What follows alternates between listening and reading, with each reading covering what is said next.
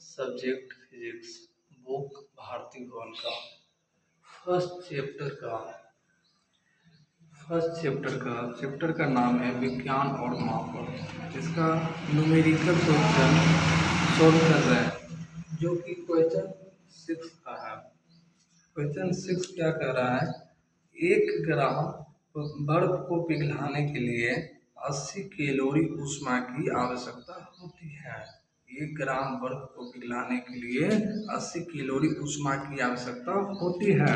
1 kilogram बर्फ को पिघलाने के लिए कितने जूल ऊर्जा की आवश्यकता होगी, जहां 1 कैलोरी 4.186 जूल दिया गया है। ठीक है, तो प्रश्न बनाने से पहले क्या होता है कि जो प्रश्न में दिया हुआ है आप वो लिख लीजिए। दिया है 1 कैलोरी 4.186 जूल होता है और 1 ग्राम बर्फ को पिघलाने के लिए 80 कैलोरी ऊर्जा की आवश्यकता हो रही है। निकालना क्या है कि 1 किलोग्राम बर्फ को पिघलाने के लिए कितने जूल ऊर्जा की आवश्यकता होंगे। लिखना, हम जानते हैं कि 1 किलोग्राम में 1000 ग्राम होता है और दिया गया है 1 ग्राम बराबर 80 कैलोरी। तो इस पूरे किलोग्राम को जो है ना कैलोरी निकाल लीजिए। 1000 से 80 गुना किए हैं 80,000 कैलोरी और दिया गया है कि 1 कैलोरी बराबर 4.186 जूल होता है। तो 80,000 कैलोरी में कितना जूल होंगे, 80,000 से हम 4.186 में गुना करेंगे।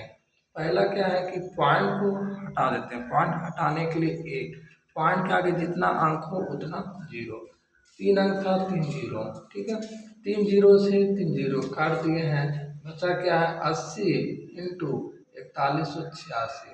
80 से 4186 गुना किए हैं तो इतना प्राप्त हुआ है। इकाई दाई सैकड़ा हजार 10,000 लाख 3,34,480 जूल निकला है। इसको लिखना हो 3.5 जूल होता है। ये पॉइंट का 4 होना तो इसे एक आगे बढ़ा करके लिखा जाता है। 3 4 के आगे 35, 3.35 इंटू 10 की पावर 5 जूल होता है। यही आपका